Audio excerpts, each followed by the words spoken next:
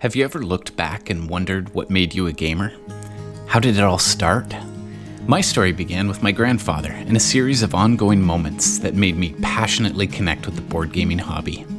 Thanks for joining us on Legendary Tactics. When your board game collection outgrows its first closet, you know you might have a problem. But there's a very good reason for this addiction in my case. 10 reasons, in fact. Let me tell you about the 10 defining moments and the games that shaped my development as a gamer. If you hang around until the end of the story, I'll also share why gaming is such a vital and necessary part of my life. Chapter 1, The Bridge. Where does your story begin? Mine starts with my grandfather, who passed away when I was 9.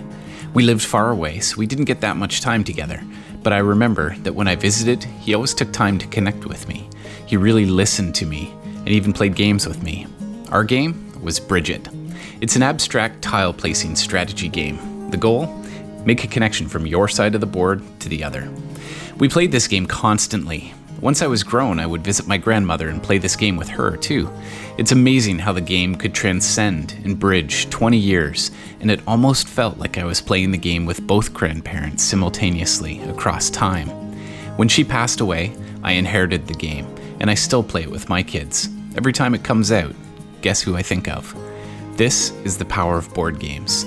They're bridges across time, connecting the past and the present. Chapter 2, Connection. Growing up, we had a cupboard full of games. They were your standard issue department store games like Skip-Bo, Uno, Dutch Blitz, Rook, and Trouble. List goes on. I grew up in Mennonite country in rural Ontario, so Crokinole was a family favorite too. And even though games like Uno are simple and lack the polish the games I like now, back then I didn't know any better and I had a ton of fun. As a kid, it was the tactile games that really appealed to me, like Mr. Mouth, where you shoot coins into the rotating Pac-Man head. Much as I've tried to teach my own kids more refined games, they still love the simplicity and the quick play of the classics. There's a reason they've sold so many copies. These kinds of games are great for reducing stress, engaging kids, and getting them off tablets. They teach good sportsmanship, higher level thinking skills, and most importantly, they teach effective family communication. And every Sunday night, I still get together with my parents, digitally now, to play games, even if it's only for a quick hand of euchre or a game of sequence. Chapter 3, Friendship. I was fortunate to have a close friend who I met in kindergarten who loved games as much as I do. We're still friends to this day, and he's also a co-founder of this channel, NATO. Our game cupboard said the usual fare: Hungry Hippos, Sorry, and The Game of Life.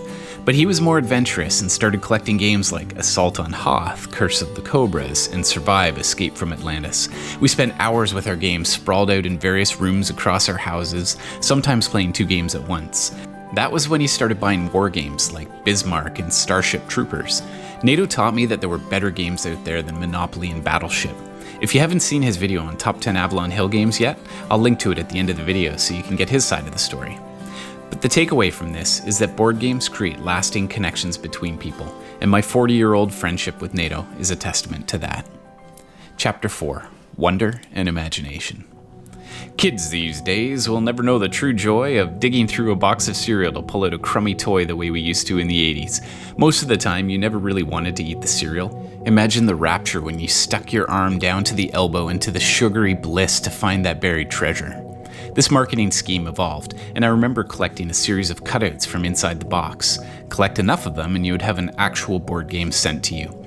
I remember running to the mailbox every day for about a month waiting for it to come. Remember, this is before Amazon was the thing. I ripped open that board game they sent me and pulled out Dizzy Dizzy Dinosaurs, and I'm really embarrassed that this is one of the defining moments in my board game development, because it really is a random and pointless game, but the plastic dinosaur in the game was worth it. Of course, I never really actually played the game, I just played with that ridiculous wind-up dinosaur. But the sheer joy of playing with a game like this, or one like Fireball Island, is always worth the wait. Chapter 5, Road Trip. When I was 11, my dad asked me if I wanted to go on a road trip with him down to Kentucky to make a delivery. Needless to say, I was packed and in the truck within the hour. We'd never done anything like this before. On the way back home, we had some time to hit flea market after flea market. He was busy buying tools and electronics, and I made my first huge discovery.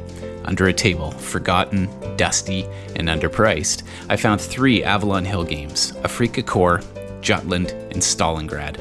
I snapped up all 3 of them and later found a copy of Midway too. I couldn't believe that history could be recreated and retold in such a new way. This was the beginning of my appreciation for tactical play in board games, and also when I started learning about geography and history. I picked up skills that would later impress my teachers for my arcane knowledge of obscure maps. Chapter 6, The Big Score. It was time. Once you've got a taste for more advanced games, it's hard to go back, and now I had my eye set on a game which came out in 1981. It was a World War II game, and it had the best components I'd ever seen. Consider it the equivalent of today's Gloomhaven, a huge box packed with minis and joy. From the first time I saw it on the top shelf when I wandered into the hobby store called Leisure World, Axis and Allies had my full attention. It took a really long time to save up it was either $39.99 or $49.99, I can't quite remember, but that was a lot of money to a 12-year-old back then. My parents even thought it was a ridiculous amount of money to spend on a cheap piece of cardboard. But like that kid in the movie A Christmas Story who wanted a Red Ryder BB gun, I knew that it would someday grace my own shelf. And it still holds a place of reverence on my shelf to this day, and it taught me that hard work can translate into a lot of enjoyment over a long period of time. Chapter 7, The Renaissance. After high school finished, I found myself moving 8 times in the next 8 years. Not ideal for carrying a board game collection with you. Board games receded from my life at university. There just wasn't time to play them anymore. But in the early 2000s, something happened in the world of board games. They entered a renaissance. New game mechanics were created, new themes were tested, and this was when a good friend introduced me to the game Puerto Rico. It hit at just the right time in my life. This was a time when I'd begun my career, I was living in a new city, and I was ready to connect. The game mechanic blew my mind. What a clever way to incentivize players to choose actions that were passed up in previous rounds. I played hundreds of games of Puerto Rico. This is also when I started expanding my own collection and rediscovering all the joys of my youth in board games. Chapter 8, Memory Makers.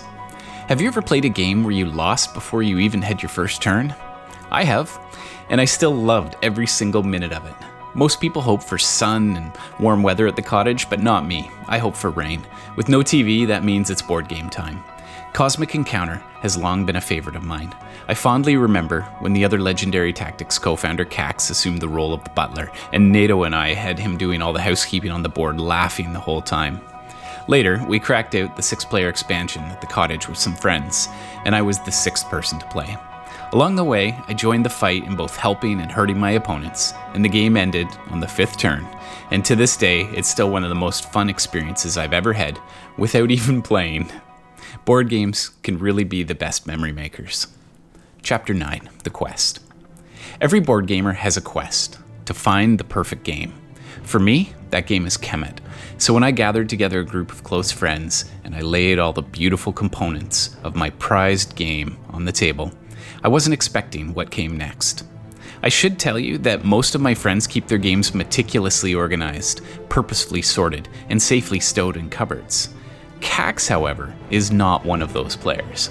So when he casually reached out to move the giant scorpion for his attack, and he knocked his beer all over the components, the board, the cards, it was as if time stood still, and in slow motion with a collective gasp, all the players looked at me to see how I would react.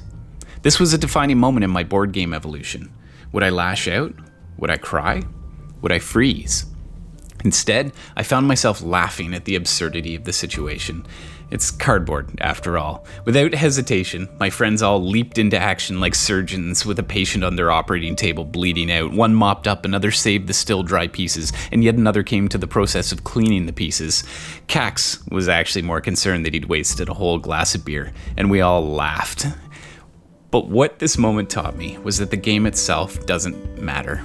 It's the moments of camaraderie and togetherness that games create that really matters, and I'd passed the hardest test of my board gaming life.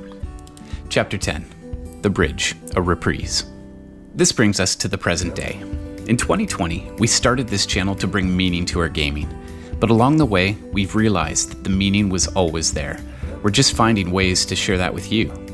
There's so much value in board games connecting people, healing the soul, pushing your creative limits, simulating the past, and learning what kind of a person you are when it comes to the test. Now, this channel is connecting us with other content creators, gamers, and you. We're all interrelated now by our love of this hobby.